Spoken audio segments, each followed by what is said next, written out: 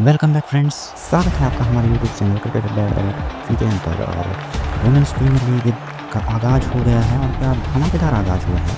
बीती रात खेले गए मैच में, जो कि इस सीज़न का ओपनिंग मैच था, royal Challengers Bengaluru versus Mumbai Indians के बीच, और ये मैच क्या ज़बरदस्त था। आखिरी ओवर की अंतिम गेंद पर मैच का फैसला हुआ।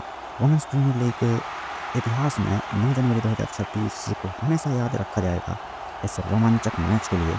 ये मैच मुंबई के डी.वाई. पाटिल स्टेडियम में खेला गया, जहां खचाखच दर्शक भरे हुए थे।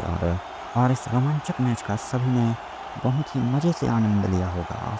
बहुतों ने तो अपने नाखून ही काट लिए होंगे। क्या शानदार मैच था। एक समय जब मुंबई पहले बैटिंग कर रही थी तो ऐसा लग रहा था कि वो 120 तक भी नहीं पहुंच सकेगी, लेकिन फिर सजीवन सजना और निकोला केरी के शानदार पार्टनरशिप ने मैच को एक सम्मानजनक टोटल तक पहुंचाया। सजीवन संजना, जिन्होंने 25 गेंदों में 45 रनों की तूफानी पारी खेली, जिसमें 7 चौके और 1 छक्का शामिल थे। हालांकि उन्हें 2 आसान जीवन दान भी मिले अपनी पारी के शुरुआती पलों में, जिसका उन्होंने भरपूर फायदा उठाया और टीम को एक सम्मानजनक टोटल तक पहुंचाया। वहीं निकोला केरी ने शानदार बल्लेबाजी करते हुए 29 गेंदों में 40 रनों की पारी खेली। जब मुंबई के कप्तान हरमनप्रीत कौर आउट हुई थी तो किसी को भी उम्मीद नहीं थी कि मुंबई की पारी 154 तक पहुंच पाएगी, लेकिन सजीवन सज्जना ने जिस तरह की बैटिंग करी और निकोला केरी ने, वो काबिले तारीफ थी। किसी तरह जब 154 तक पहुंची तो हालांकि सभी को यही उम्मीद थी कि ये मैच आसान नहीं होने वाले रॉयल चैलेंजर्स बेंगलुरु के लिए। हालांकि ग्रेस हैरिस और स्मृति मंधाना ने क्या धमाकेदार शुरुआत की। सिर्फ 3.4 ओवरों में ही 40 रन बना दिए थे पावर प्ले में। तो ऐसा लग रहा था कि नहीं, अब ये मैच तो एकदम आसान होने वाला है, लेकिन ऐसा हुआ नहीं। 40 रनों पर जब स्मृति मंधाना आउट हुई, वहां से टीम पूरी तरह से बिखर गई। 47 रनों पे ग्रेस हैरिस और 62 रनों पे दयालन हेमलता, जबकि 63 रनों पे राधा यादव और 65 रनों पे डेंजरस ऋचा घोष भी आउट हो गई। इसके बाद नदीम डी क्लार्क ने पारी संभाला और उन्होंने अरुंधति रेड्डी के साथ एक अच्छा पार्टनरशिप बिल्ड करी। पर अरुंधति भी 17वें ओवर की पहली गेंद पर 117 रनों के कुल योग पर 20 रन बनाकर आउट हो गई। और इसके बाद श्रेयंका पाटिल भी उसी ओवर में चौथी 121 रनों पर आउट हो गई। 121 रनों पर आउट हो गई 7वें विकेट के रूप में। अभी भी जीतने के लिए रॉयल चैलेंजर्स बेंगलुरु को 20 गेंदों में 34 रनों की ज़रूरत थी और हाथ में थे 3 विकेट।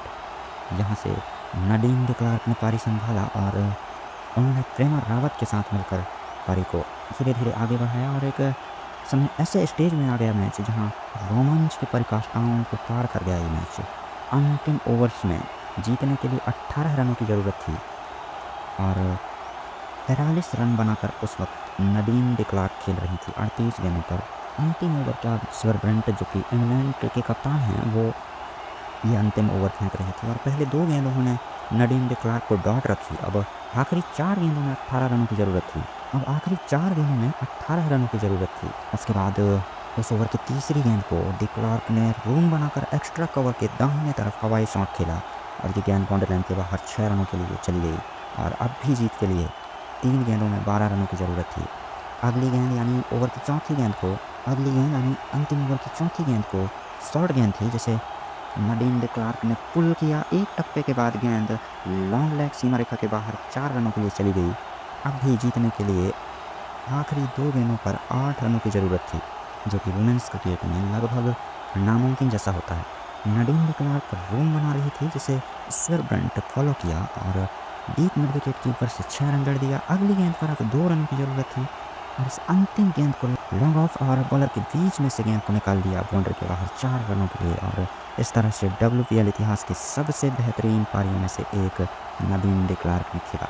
अगर मेरे से कोई पूछे कि वर्तमान क्रिकेट में, चाहे वो वुमेन्स हो चाहे वो मेंस हो, इस वक्त सबसे बेहतरीन फिनिशर कौन है या सबसे खतरनाक फिनिशर कौन है, तो मैं कहूँगा वो नदीम डी क्लार्क है। जिस तरह से आपने देखा होगा, जैसा कि आपने देखा होगा पिछले साल के वर्ल्ड कप के मैचों में भी नदीम डी क्लार्क अंतिम ओवरों में अंतिम विकेटों के साथ क्या शानदार पार्टनरशिप करते हुए अकेले दम पर मैच जिता देती थी।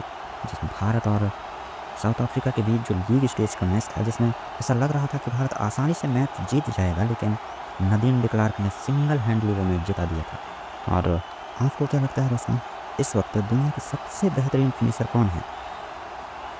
अगर आपको वीडियो पसंद आया हो तो वीडियो को लाइक और चैनल को सब्सक्राइब करना ना भूलें।